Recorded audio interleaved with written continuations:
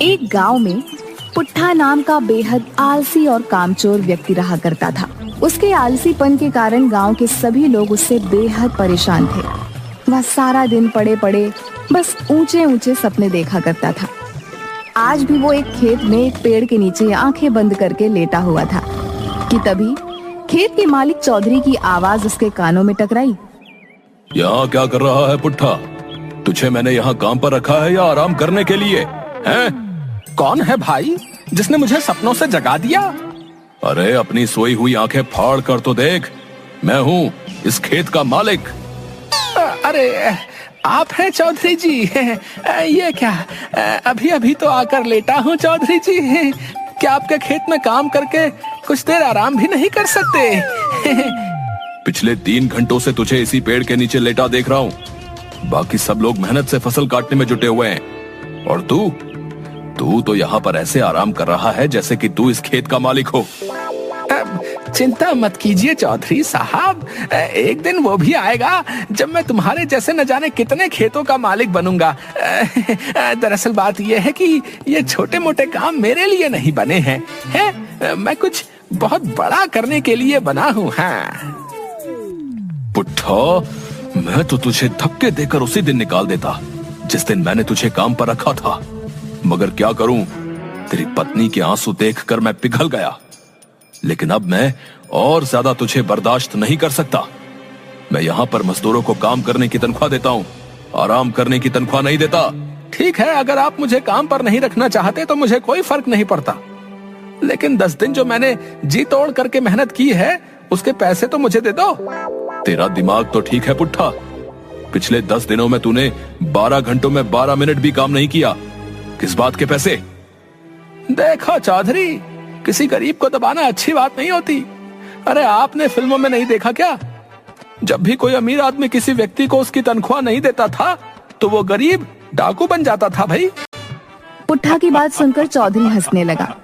डाकू बनने के लिए भी बहुत मेहनत लगती है पुट्ठा, पता है तुझे? बंदूक उठानी पड़ती है, घुड़सवारी करनी पड़ती है। तुझसे तो वो भी नहीं होगा। इससे पहले कि मैं तुझे धक्के देकर यहाँ से निकाल दूं, सीधी तरह से यहाँ से मेरी आंखों के सामने से दूर हो जा। चौधरी का गुस्सा देखकर पुट्ठा डर गया और चुपचाप अपने घर चला गया।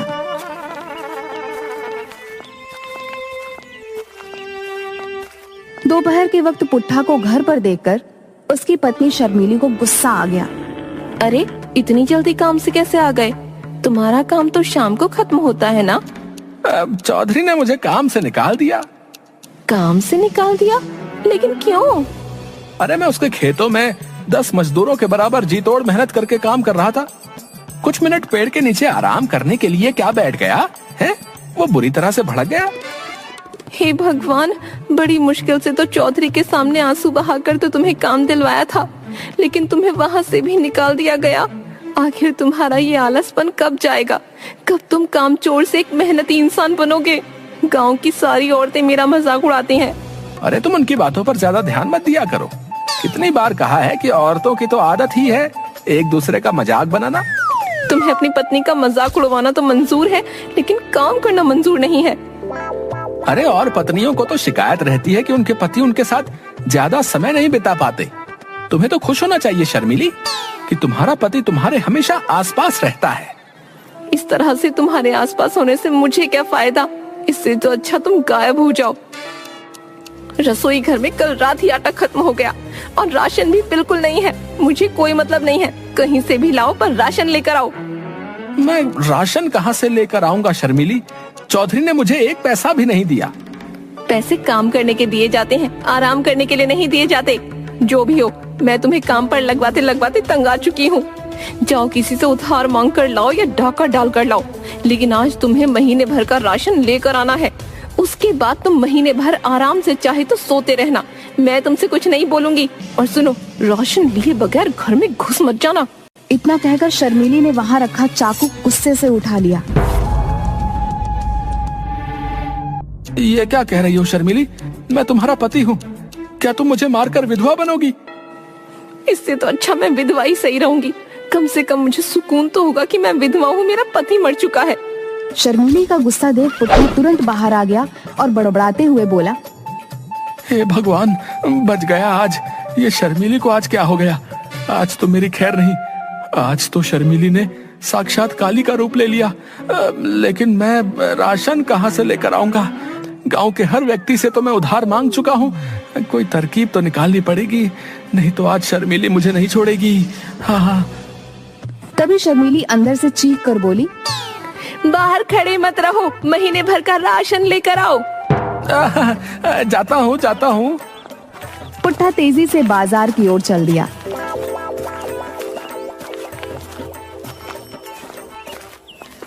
मगर कुछ ही दूर जाकर वह थक गया। कितनी गर्मी है, मुझे तो थकान सी महसूस हो रही है। एक काम करता हूँ, किसी पेड़ की छाया में बैठकर थोड़ा आराम कर लेता हूँ। हाँ, और वहीं बैठकर कुछ सोचता हूँ कि ये राशन पानी का जुगाड़ कहाँ से किया जाए। पुट्ठा एक पेड़ के नीचे जाकर आंख बंद करके लेट गया। तभी उसके कानों में किसी साधु की कड़कदार आवाज टकराई।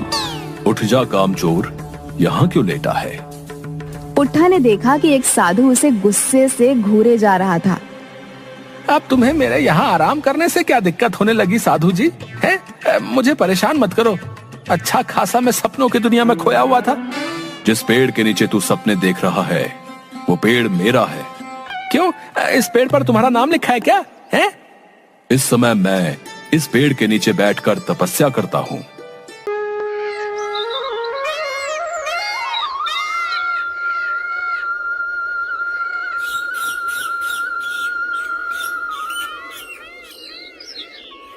गांव शांतिपुर अपनी हरियाली, शांत वातावरण और पुराने रहस्यों के लिए जाना जाता था। यहाँ की गलियों में कहानियां गूंजती थीं, कुछ सच्ची, कुछ कल्पना और कुछ अधूरी। उन्हीं अधूरी कहानियों में से एक थी छाया की कहानी, एक आत्मा जो अपने बेटे को ढूंढ रही थी। 10 साल का आरव एक साहसी और जिज्ञासु बच्चा था। उसकी आंखों में चमक और दिल में सवालों का समंदर था। वो अपनी दादी के साथ गांव में रहता था। दादी उसे रोज रात को कहानियां सुनाती थीं। पर एक कहानी थी जिसे दादी हमेशा अधूरा छोड़ देती थी। दादी, छाया कौन थी? आरव ने एक रात पूछा। दादी की आंखों में एक पल को डर और दर्द की लहर दौड़ गई। वो कहानी अधूरी है बेटा, और कुछ कहानियां अधूरी ही अच्छी लगती हैं। पर आरव को अधूरी चीजें चैन से नहीं बैठने देती थीं। एक दिन गांव में अफवाह फैली, पुराने कुएं के पास एक बच्चा बेहोश मिला है। वो कुछ बड़बड़ा रहा था। माँ, माँ, छाया माँ, माँ, माँ, छाया माँ। गांव का प्रधान चिंतित हो उठा। ये कोई पहली बार नहीं था। पिछले कुछ वर्षों में कई बच्चों ने कुएं के पास अजीब हरकतें की थीं। प्रधान ने गांव के बुजुर्गों की बैठक बुलाई। हमें कुछ करना होगा, लोग डरने लगे हैं। बुजुर्ग गांव वाले एक दूसरे की ओर देखने लगे। उनमें से एक कांपती आवाज में बोला, ये छाया की आत्मा है, वो अपने बेटे को ढूंढ रही है। जब आरव ने यह सुना तो वो और भी बेचैन हो गया। उसने दादी से फिर पूछा, दादी, क्या आप छाया को जानती हैं? दादी ने गहरी सांस ली। हाँ बेटा, छाया मेरी बहन थी। आरव चौंक गया। वो बहुत शांत और प्यारी थी। पर एक दिन उसका बेटा अचानक गायब हो गया। वो उसे ढूंढती रही और फिर एक दिन खुद भी लापता हो गई। लोग कहते हैं उसकी आत्मा अब भी भटक रही है। क्या हम उसकी मदद नहीं कर सकते? आरव ने मासूमियत से पूछा। दादी की आंखों में आंसू थे। शायद अब वक्त आ गया है। अगली रात आरव और दादी पुराने कुएं के पास गए। वहां हवा में अजीब सी ठंडक थी। अचानक एक हल्की सी धुंध उठी और उसमें एक स्त्री की आकृति उभरी, शांत, उदास, अधूरी। छाया, दादी ने कहा। आत्मा ने धीरे से सिर उठाया। उसकी आंखों में पीड़ा थी। तू आ गई बहन। मेरा बेटा कहाँ है? मेरा बेटा, दादी ने कांपती आवाज में कहा। तेरा बेटा? उसे गांव वालों ने बचा लिया था, पर डर के मारे उन्होंने उसे शहर भेज दिया था। वो अब बड़ा हो गया है और सुरक्षित है। छाया की आत्मा की आंखों से आंसू बहने लगे। मैं बस उसे एक बार देखना चाहती थी। आरव ने दादी का हाथ पकड़ा। क्या हम उन्हें मिलवा नहीं सकते? दादी ने सिर हिलाया। हमें गांव के प्रधान से बात करनी होगी। प्रधान से मिलने पर आरव ने सब कुछ बताया। प्रधान पहले तो हिचकिचाया, फिर बोला, अगर इससे आत्मा को शांति मिलती है तो हमें कोशिश करनी चाहिए। उन्होंने शहर में उस युवक को ढूंढा। नाम था विवेक, छाया का बेटा। जब उसे सच्चाई बताई गई तो उसकी आंखों में आंसू थे। मैं हमेशा एक अधूरेपन के साथ बड़ा हुआ हूं, अब समझ आया क्यों। एक पूर्णिमा की रात विवेक गांव लौटा। कुएं के पास सब इकट्ठा हुए। छाया की आत्मा फिर प्रकट हुई। जब उसने विवेक को देखा तो उसकी आंखों में सुकून था। छाया की आत्मा मुस्कुराई और फिर धीरे धीरे धुंध में विलीन हो गई, शांत, पूर्ण और मुक्त। उस रात के बाद गांव में अजीब सी शांति छा गई। कुएं के पास अब कोई डर नहीं था। रतनगढ़ नाम के गांव में आनंद अपनी माँ और पत्नी मैना के साथ रहता था। मैना देखने में बहुत खूबसूरत और व्यवहार कुशल थी, लेकिन वो अपने साथ कुछ खास दहेज लेकर नहीं लाई थी, इसलिए आनंद की माँ उसे पसंद नहीं करती थी। आनंद बेटा, मैं सोच रही हूँ तुम्हारा दूसरा लगन करा दूं। वो क्यों माँ? मैना सुंदर तो है, साथ ही सुलझी हुई लड़की है। तो उसकी बुद्धि का मुझे अचार डालना है क्या? 2-4 बर्तनों को छोड़ दो तो मायके से एक ठेला भी नहीं लाई। माँ, हमें किस चीज की कमी है? भगवान की दया से सब कुछ तो है। अरे समाज में रुतबा भी तो होना चाहिए ना। भगवती के बेटे की दुल्हन छोटा हाथी भरकर बर्तन भांडे लाखों के जेवर लाई है, और बहू देखने सुनने में भी ठीक ठाक है। होगी माँ, पर अब तो मैना ही आपकी बहू है। नहीं नहीं, मैं तो दूसरी बहू ही लाऊंगी। माँ, अब राजे महाराजे वाले जमाने गए। मतलब मेरी भोली माँ, यदि एक बीबी के होते दूसरी शादी की तो मेरे साथ साथ तुम्हें भी जेल की चक्की पीसती पड़ेगी। और अगर मैं पहले ही उसे भगा दूं तो? वो कैसे माँ? वो सब तो मैं संभाल लूंगी, तू बस देखता रहे। इतना कह के सुमन वहाँ से निकल जाती है। अगले ही शाम की बात है। बहू, तूने सुना मोहन की दुल्हन कितना दहेज लेकर आई है? जी माँ जी। तुझे शर्म नहीं आई सुनकर? शर्म कैसी माँ जी? जितनी मेरे घर वालों की हैसियत थी उन्होंने भी दिया है। अरे इससे ज्यादा तो भीख मंगे अपनी बेटी को देते हैं। ये सुनकर मैना कूट कूट के रोने लगती है। ये रोना धोना अपने मायके में जाके करियो। मैं तो अपने आनंद का दूसरा लगन कराऊंगी। उसके लिए मैंने तो लड़की भी देख रखी है, शुभा। खूब पैसे वाले लोग हैं। माँ जी, ऐसा ना कहिए, आप जो कहेंगी वो करूंगी मैं। सुमन ने बहू की एक ना सुनी, वो वहां से चली गई। रात को जब मैना और आनंद सोने लगे, सुनो जी। बोलो। माँ जी आपके दूसरे लगन की तैयारी कर रही हैं। मैना, अभी रात बहुत हो चुकी है, सो जाओ। कल मैं माँ से बात करता हूँ। ठीक है जी, पर मैं कहीं नहीं जाने वाली, बताई दे रही हूँ। हाँ हाँ ठीक है मैना रानी। सुबह होते ही आनंद माँ के पास जाता है। माँ, मैना बहुत अच्छी लड़की है और बुद्धिमान भी है, क्यों आप दूसरे लगन के चक्कर में पड़ी हैं? ऐसी कौन सी बुद्धिमानी तुझे दिख गई जो मुझे ना दिखी? माँ, आप जैसे चाहे वैसे पता लगा सकती हैं। अच्छा ठीक है, लेकिन तब तक तू उससे कुछ नहीं कहेगा। हाँ, ठीक है माँ, जैसी आपकी इच्छा। चलो मैं ऑफिस के लिए निकलता हूँ। अगले दिन मैना अपने कमरे में कुछ काम कर रही थी। मैना, ओ मैना, कहाँ मर गई? आई माँ जी। सुन, यदि तुझे इस घर में रहना है तो 3 परीक्षाओं का सामना करना होगा। ठीक है माँ जी। तो कल सुबह जब मैं सोकर उठूं तो बगीचे वाला कुआं सिंहगढ़ के मोतियों से भर देना। जी माँ जी, आप कल तक कुआं खाली कर दीजिएगा, फिर मैं उसे मोतियों से भर दूंगी।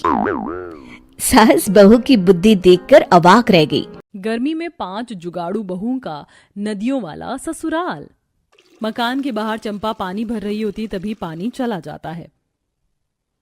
हे भगवान, आज फिर से पानी कितनी जल्दी भाग गया। बस आधा बाल्टी पानी ही भर पाया। इतने से पानी में खाना बनाना, पीना, नहाना, धोना, सारे काम कैसे निपटाएंगे? चंपा अभी पानी को लेकर चिंता जता रही होती, तभी घर के अंदर से अनुराधा सारे गंदे कपड़े समेट कर ले आती है।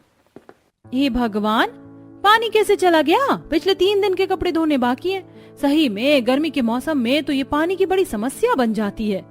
हाँ, मगर इस समस्या को टाला भी तो नहीं जा सकता। अब हम 5 को इसका समाधान निकालना होगा। तभी रेखा जैसे ही बाल्टी में पानी का रंग देखती है तो वो बिल्कुल काला था, जिससे वो मुंह भिड़का लेती है। हे भगवान, इस बाल्टी के पानी में से कितनी दुर्गंध आ रही है। चंपा, तुमने बाल्टी में गंदा पानी भर दिया। देख कर तो पानी भरती। बाल्टी में थोड़ा सा भरा पानी देखकर उसे खाना बनाने में इस्तेमाल करने वाली उनकी उस उम्मीद पर भी पानी भर जाता है। पता नहीं आज हम 5 बहू ने किसका मुंह देखा था। बगैर पानी के खाना कैसे बनेगा? पानी का जुगाड़ कहाँ से लगाएंगे? अब हम 5 के पास कोई चारा नहीं है नदी से पानी भरकर लाने के अलावा। सविता के नदी पर जाने की बात सुनकर बाकी 4 बहुएं चंपा, अनुराधा, रेखा, किरण कड़ी धूप देखकर चुप्पी साध लेती हैं। पर जेठानी जी, आपने देखा है कितनी तेज धूप निकली है, तन बदन जलाकर राख कर देगी। थोड़ा मौसम में ठंडक आ जाएगा तो शाम को 4 बजे नदी पर चल पड़ेंगे। फिलहाल के लिए अपनी पड़ोसन मधु से 1 बाल्टी पानी मांग लेते हैं, इतने में खाना बनाने का जुगाड़ तो लग ही जाएगा। किरण दूसरी खाली बाल्टी उठाकर पड़ोसन मधु के घर आती है। हमारे नलके का पानी चला गया है, 1 बाल्टी पानी मिलेगा क्या? हद है, तुम लोग गायों की तो लत बन गई। अरे 1-2 दिन पानी दे दिया तो तुम सबका डेली की आदत बन गई है। मुंह उठाकर पानी मांगने चली आती हो। महीने में मेरे घर का जो पानी बिल आएगा वो तुम भरोगी क्या? चलो जाओ यहाँ से। अकड़ू पड़ोसन किरण को खरी खोटी सुनाकर भगा देती है। जहाँ बाकी 4 बहुएं खांचे के अंदर पानी के इंतजार में बैठी थी। जूठे बर्तन एक तरफ फैले पड़े थे, मैले कपड़े एक तरफ पड़े थे। तभी सास रेवती खांसते हुए पानी मांगती है। अरे किरण बहू, पानी ले आई क्या? प्यास के मारे गला सूखा जा रहा है, पानी पिला दे जरा। अपनी बुजुर्ग सास को पानी के लिए छटपटाता देखकर किरण की आंखें भर आती हैं। माँ जी, पड़ोसन ने हमें पानी देने से मना कर दिया। मुझे तो पहले ही पता था उसका पति अच्छा खासा कमाता है, इसीलिए तो उसने अपने घर में मीठे पानी का मोटर भी लगवा लिया, इसीलिए अकड़ में रहती है। छोड़ो, जाने दो, चलो नदी पर चलते हैं, कपड़े भी धो लेंगे, नहा भी लेंगे और पानी ले आएंगे। 5 जुगाड़ बहुएं जितने भी बड़े बर्तन, भगोने, बाल्टी देखती हैं उसे लेकर नदी पर आ जाती हैं, जहां नदी का शुद्ध पानी हीरे की तरह चमक रहा था। चलो अब आपस में काम बांट लो, मैं और चंपा बर्तन मांज लेती हैं, तो फिर मैं और रेखा गंदे कपड़े धो लेते हैं और मैं तब तक पानी भर लेती हूँ, फिर सब नदी में नहाएंगे। वैसे तो 5 बहुएं गरीबी में एक किराए के पुराने मकान में जीवन यापन कर रही थी और सबके पति दिहाड़ी मजदूरी का काम करते थे, जिससे बड़ी मुश्किल से पूरा परिवार 2 टाइम की रोटी खा पाता था। हर साल गर्मी का मौसम शुरू होती 5 बहू को पानी की किल्लत और भयंकर गर्मी झेल कर रहना पड़ता। यहाँ सच में नदी के ठंडे ठंडे पानी में नहा धोकर कितना सुख मिल रहा है। चलो अब जल्दी से घर चलते हैं, थोड़ी देर में सांझ ढलने वाली है, अंधेरा छाते जंगली जानवर भटकने लग जाएंगे। मेरा तो इस नदी से जाने की बिल्कुल इच्छा नहीं हो रही, काश कि हमारा घर यही होता। कुछ देर में 5 घर आ जाती हैं। ये भगवान, इस घर में तो कितना भपका है, अब तो कसम से इस मकान में रहना दूभर हो गया है। मगर हम कर भी क्या सकते हैं सिवाय गर्मी झेलने के। चलो खाना बना लेते हैं, हमारे पतियों के आने का टाइम हो गया।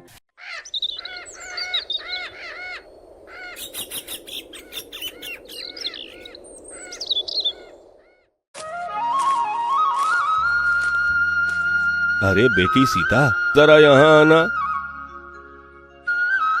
जी पिताजी, कहिए। बेटी, दरअसल दुकान में मिट्टी खत्म हो गई है, तुम जंगल से मिट्टी ला दो। पिताजी, वो तो मैं ला दूंगी, मगर 2 दिन पहले जो मिट्टी मैं लेकर आई थी वो कहाँ गई? अरे बेटी, वो मिट्टी तो कब की खत्म हो गई। मेरी बेटी है ही इतनी शुभ, कि जिस मिट्टी को हाथ लगा दे उसके बने मटके बिकने में देर नहीं लगते। अरे पिताजी, आप भी ना तारीफों के पुल बांधते नहीं थकते हैं। मैं अभी लेकर आती हूँ जंगल से मिट्टी। काशी और सीता की बातें सुनकर शंकर अपने मन में सोच रहा था, ये मौका बहुत अच्छा है। सीता अकेले मिट्टी लेने जा रही है। मैं इसके पीछे जाकर इसे अपनी बातों में फंसाकर इससे इस मिट्टी को ले लूंगा। फिर उन मिट्टी से मटके बनाकर उन्हें बेचकर अमीर हो जाऊंगा। शंकर सोच ही रहा था कि अनजान सीता अपने पिता के कहने पर जंगल के लिए निकल चुकी थी। शंकर भी देर ना करते हुए सीता के पीछे निकल गया। कुछ देर बाद, जल्दी से मिट्टी को इस बोरी में इकट्ठा कर लेती हूँ, क्योंकि कुछ ही देर में शाम होने वाली है और मुझे दुकान भी पहुँचना है। सीता खुद से ये कहकर वहाँ की मिट्टी बोरी में भर लेती है, जबकि शंकर उसकी अच्छी और चिकनी मिट्टी देखकर दूर खड़ा चालाकी से सोचने लगता है। ओह, मुझे अब समझ आया कि काशी के मटके इतने अच्छे कैसे होते हैं, क्योंकि वो इस जगह की मिट्टी इस्तेमाल करता है। यहाँ से मिट्टी मैं भी ले सकता हूँ। मुझे सीता के शुभ हाथों की मिट्टी चाहिए। खैर कोई बात नहीं, अब ये मिट्टी मेरी होगी। उधर सीता मिट्टी भरकर वहाँ से जाने के लिए हुई, तब अचानक शंकर वहाँ पर आकर बोला, अरे बेटी सीता, तुम यहाँ क्या कर रही हो? मैं माफी चाहूंगी, मगर मैंने आपको पहचाना नहीं। आप कौन हैं? हाँ बेटी, तुम मुझे नहीं जानती हो। मैं शंकर हूँ, तुम्हारे पिताजी के जानने वालों में से हूँ। मगर तुम यहाँ क्या करने आई हो बेटी? काका, मैं यहाँ मिट्टी लेने आई हूँ, बस अब घर जा रही हूँ। ओह अच्छा, वैसे मुझे भी मिट्टी लेकर जाना था, पर मेरे पैर में दर्द होने के कारण मुझसे अब चला नहीं जा रहा। अगर तुम मुझे ये मिट्टी दे दो तो बहुत अच्छा हो जाएगा। माफ कीजिए काका, मैं आपको ये मिट्टी नहीं दे सकती, क्योंकि पिताजी को मटके बनाने हैं और मेरी दुकान पर एक भी मटका नहीं है। सीता की बातें सुनकर शंकर अंदर ही अंदर गुस्सा करने लगा था। फिर कुछ सोचकर बोला, अरे बेटी, मटके तो मुझे भी बनाने हैं और मैं सोच रहा था कि अगर तुम मुझे ये मिट्टी दे दो तो बदले में मैं तुम्हारे पिता से 1000 मटके बनवाऊंगा और उनका पैसा भी दूंगा। शंकर की बात सुनकर सीता खुशी से अपने मन में सोचने लगी, ये तो बहुत अच्छा हो गया। अगर पिताजी एक बार में 1000 मटके बनाकर बेच देंगे तो उन्हें अच्छा मुनाफा होगा। अभी सीता इस सोच में डूबी ही थी कि शंकर उसे टोकते हुए बोला, लगता है तुम्हें 1000 मटके बनाकर नहीं बेचना है। खैर कोई बात नहीं, मैं किसी और को ढूंढ लूंगा बेटी, इसमें चिंता करने की क्या जरूरत है। शंकर मक्कारी से झूठ मूठ का नाटक करके सीता को अपनी बातों में फंसाने की कोशिश कर रहा था। सीता कुछ सोचकर बोली, अरे नहीं नहीं काका, ये लीजिए, आप इन मिट्टी को रख लीजिए, और आपको 1000 मटके चाहिए हो तो वो भी मैं तैयार रखूंगी। बस आप इतना बता दीजिए कि आपको मटके कब तक चाहिए होंगे। तुम जितनी जल्दी ये मटके तैयार कर दो। तुम्हारा मटका तैयार होते ही मैं मटके लेने आऊंगा। अब लाओ ये मिट्टी मुझे दे दो और तुम घर जाओ। शंकर को मिट्टी देकर सीता अपनी दुकान पर वापस लौट चुकी थी, जबकि उसे जाता देखकर शंकर चालाकी से अपने मन में सोच रहा था, अरे मूर्ख लड़की, मेरी इतनी सी बात पर अपनी सारी मिट्टी मुझे देकर चली गई। मैंने सोचा भी नहीं था कि तू इतनी जल्दी मूर्ख बन जाएगी। और फिर शंकर भी वहाँ से मिट्टी लेकर अपने गांव की तरफ निकल गया, जबकि दूसरी तरफ सीता को खाली हाथ आते देखकर काशी बोल पड़ा, बेटी सीता, मैंने तुझे मिट्टी लेकर आने को भेजा था, तुम खाली हाथ क्यों आई? अरे पिताजी, वो तो मैंने आपके मित्र शंकर काका को दे दिया। उनको हमसे 1000 मटके चाहिए और उन्होंने 1000 मटके बनाने को बोला है। क्या सच? मगर 1000 मटके? मुझे तुम्हारी बात कुछ समझ नहीं आई। ओहो मेरे प्यारे पिताजी, मैं आपको पूरी बात समझाती हूँ।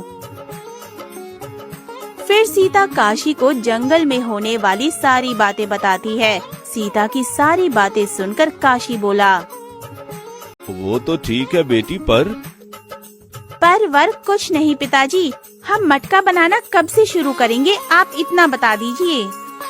बेटी उसके लिए तो हमें बहुत सारी मिट्टी की जरूरत होगी, इसलिए इस बार मैं मिट्टी लेकर आऊंगा और मटके बनाऊंगा। पिता की बात सुनकर सीता खुशी से झूम उठी, जबकि दूसरी तरफ सीता की दी हुई मिट्टी से शंकर मटके बनाने में लगा हुआ था।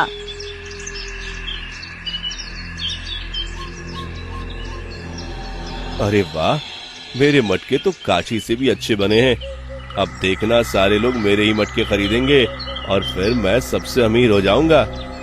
शंकर खुद से बातें करते हुए अपने सारे मटके बनाकर अपनी दुकान में सजा देता है और अब ग्राहक के इंतजार में बैठा था। सुबह से शाम हो गई मगर एक भी ग्राहक नहीं आया। सुबह से शाम हो गई मगर एक भी ग्राहक मेरी दुकान पर नहीं आया। आखिर क्या बात है? कुछ दिन तक इसी तरह चलने के बाद शंकर गुस्सा होकर सोच रहा था। लगता है मेरी किस्मत ही खराब है। जल्दी मुझे कोई तरकीब सोचनी होगी, नहीं तो मुझे भूखा मरना होगा।